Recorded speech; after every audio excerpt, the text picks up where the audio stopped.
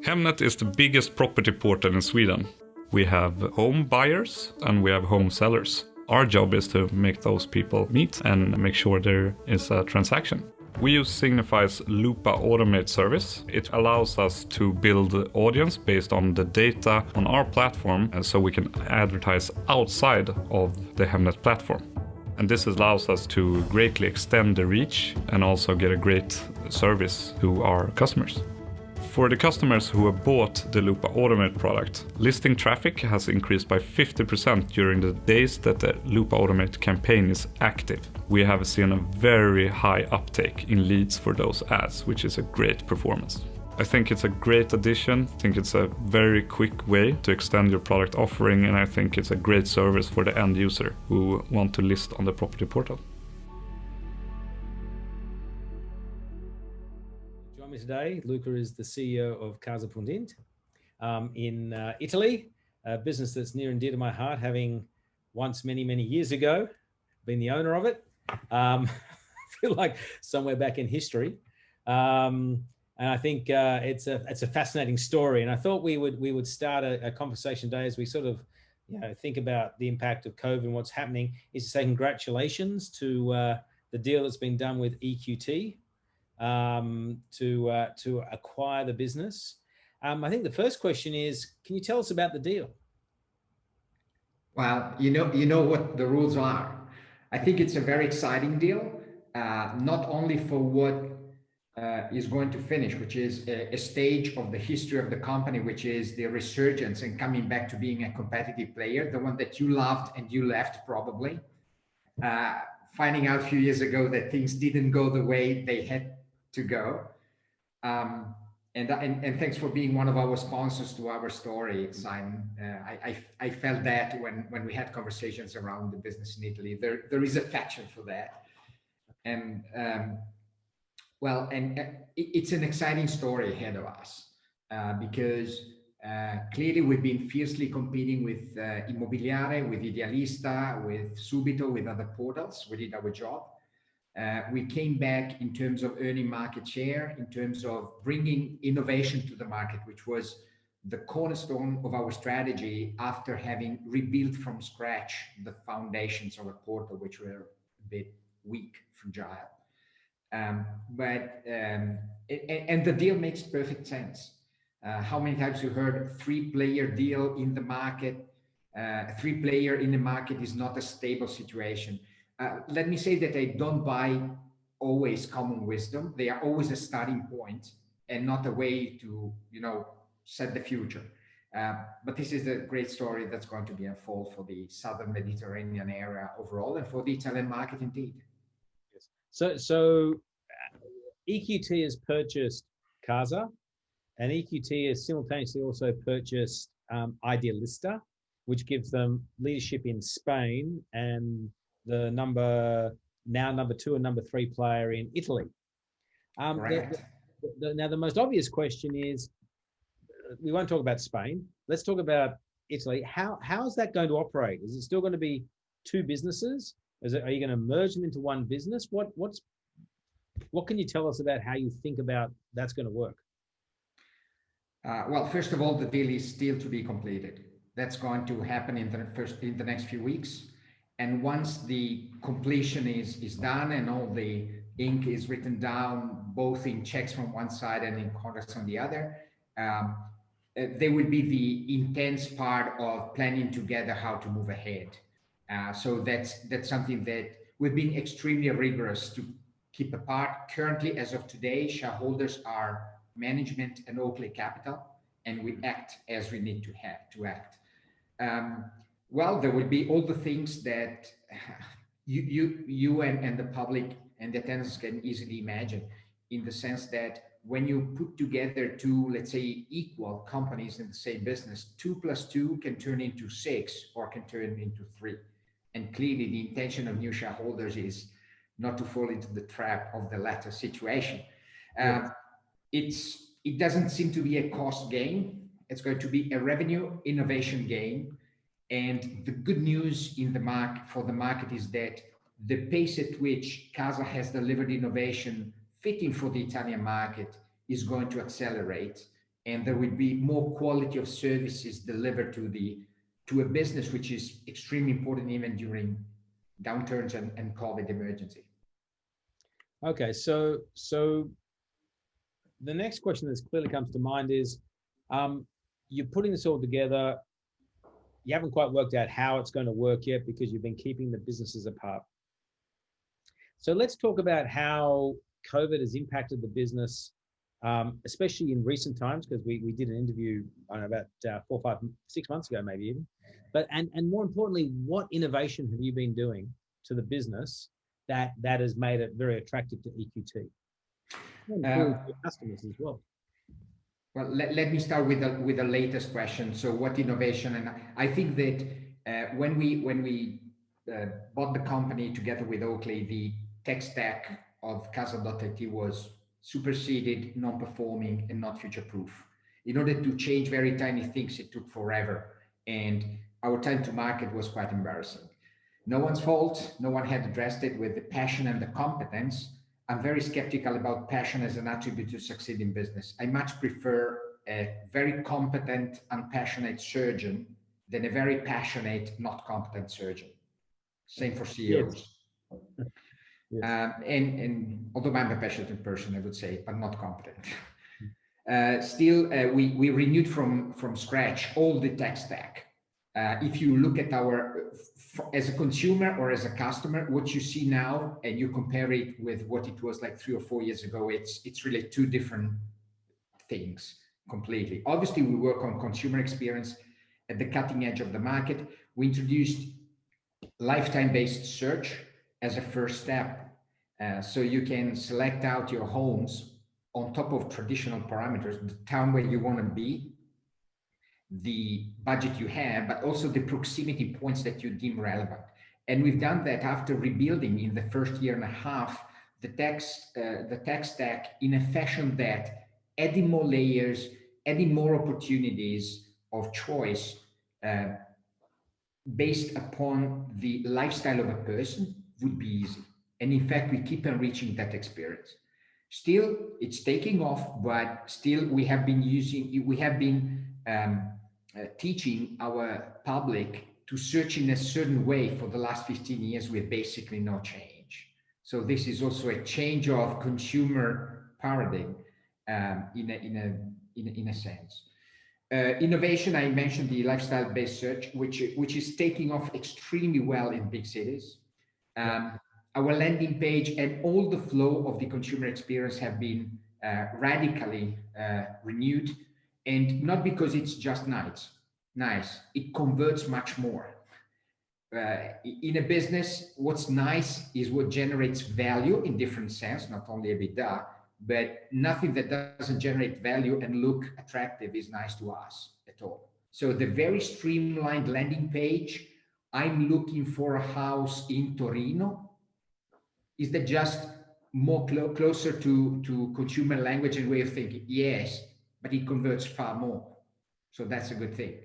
The other thing is that we addressed particularly the developer market, where they have no offer for new developments in the Italian market. And we introduced a specific service for them, which is doing fantastically well. And we are just at the beginning of a journey. And the virtual visit, which is no new technology, but we talked about it. It's super simple and it replicates perfectly the experience of physical visit of a consumer in a house. So there is the real estate agent, shoulder to shoulder, bringing me into the apartment, into the house, leading me through different rooms, making comments, listening to my question. And it has been an amazing success before COVID, but accelerated after COVID. Okay, so that level of innovation, it sort of then leads to the question of, out of all of those, which has been the most successful, which has had the greatest impact on the business?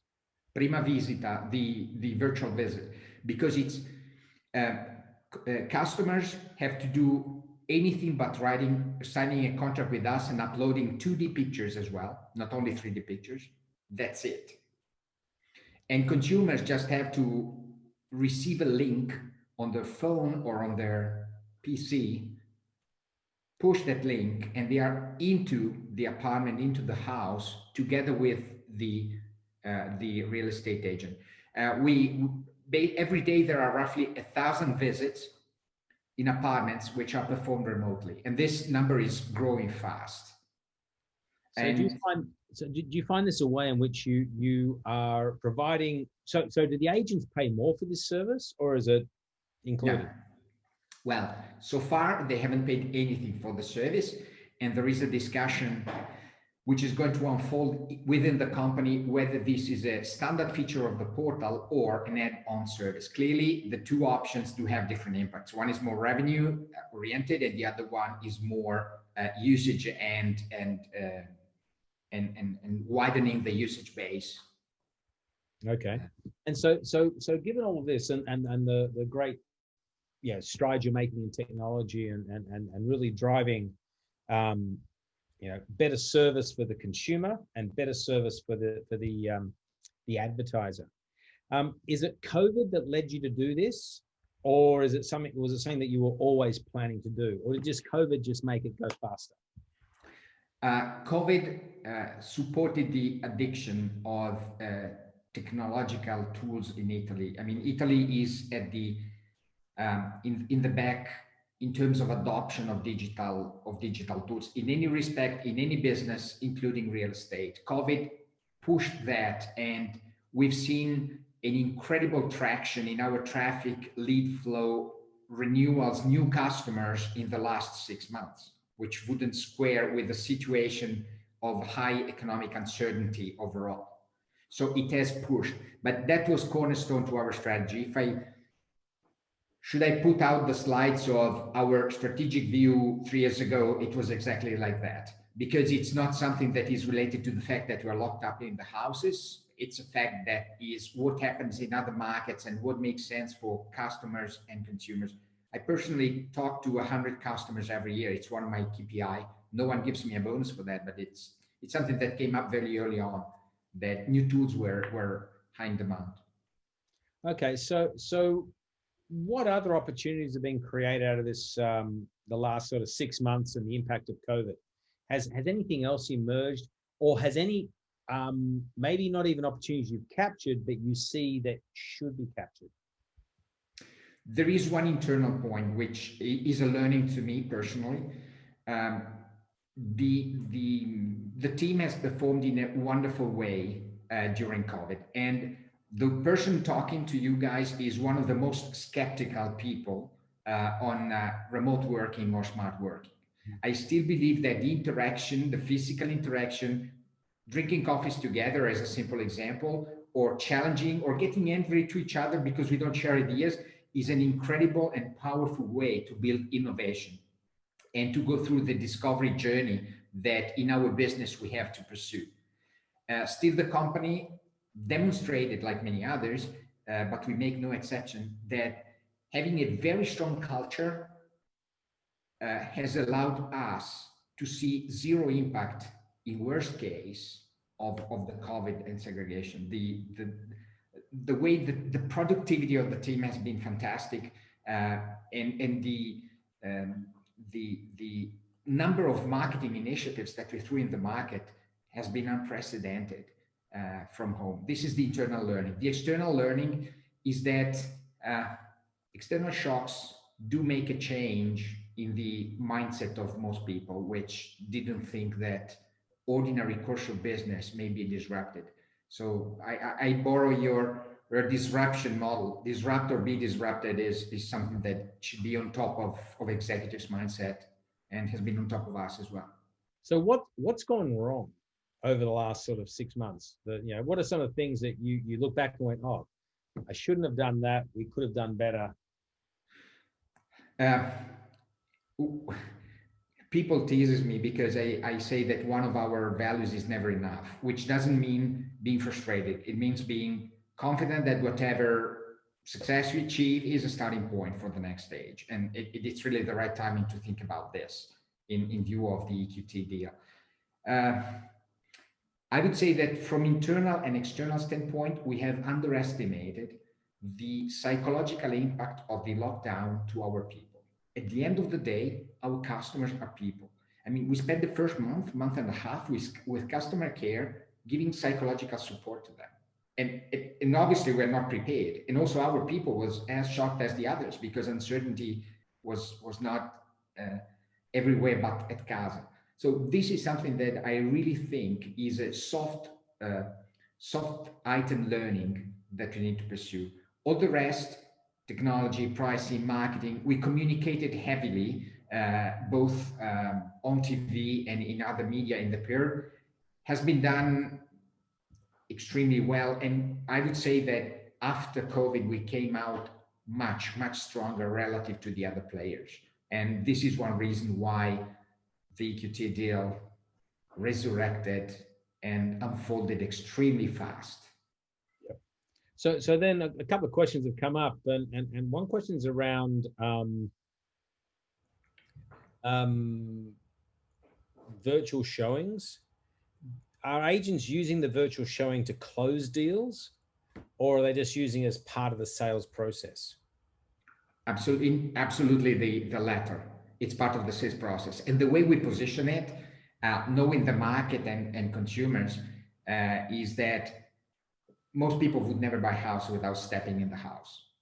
But at the same time, you have the opportunity to see 5, 6, 7 apartments in different areas of a city without moving, and saving time and time to customers, to agents. And then what the opportunity to listen to consumers, to visitors, by real estate agencies there, and they can select those customers to follow up tightly. And at the same time, consumers can select the couple of houses that are worth half an hour drive and 2 hours visit. Yeah. And then another question that's been brought up, slightly different question, is, it comes from Simon Bray out of Canada. He goes, he completely agrees the need for in-person collaboration and creativity and innovation. And do you see any sort of collaboration happening with the Idealista team in the short term? Not before completion, but very much so after. Yeah. And have you, so I don't know if I asked the question, maybe you didn't answer it. Who's running, is it running as a combined business or two separate businesses, or do you get to run both of them? What's happening? We'll see shortly. Okay. So I wasn't sure whether you answered that question or not. You were sure that I didn't answer and you tried again, but sorry. No, I think that would be. I feel like I'm these, the commentators on the US election. This is the hour. I was like, I asked the question or not. When you get your crystal ball and you think about the next 5 years, what are the key things, particularly in the Italian market, that you think will change, and how do you position yourself for those changes? Something that will not divert from the current pathways, but will be accelerated by the repeated shock of COVID, which is the adoption of digital technology, both from consumers and advertisers and real estate agents. It's going to be accelerated by this. So no news. Then I expect real estate agents to use a wider range of tools to perform the job, and to be fully devoted to something that no digital technology can substitute today, which is understanding the psychology, understanding the problems, asking questions and reassuring customers. That's something that's so valuable that cannot be really neglected. It's part of the most successful businesses. The other thing is that the interest on home will be very high. We ran the largest research in the market on house preferences after COVID, and as of today, 10 to 20% increase of people interested in buying a home compared to before COVID. So home houses have come back a little bit into the most important physical, financial, and emotional asset.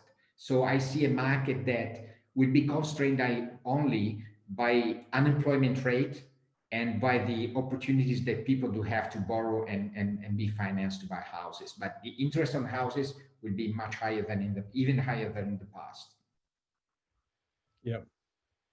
Okay. So that sounds like creates a bunch of interesting opportunities for you in how you then position yourself and how you then grow the business. What one or two things are you looking at as being super interesting opportunities for you, given that future direction?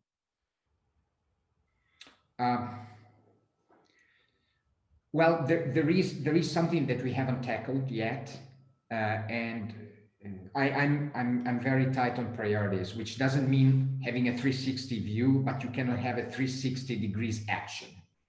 So Yes. keep the radar on, but make sure that the blips of your targets are there and pursue them.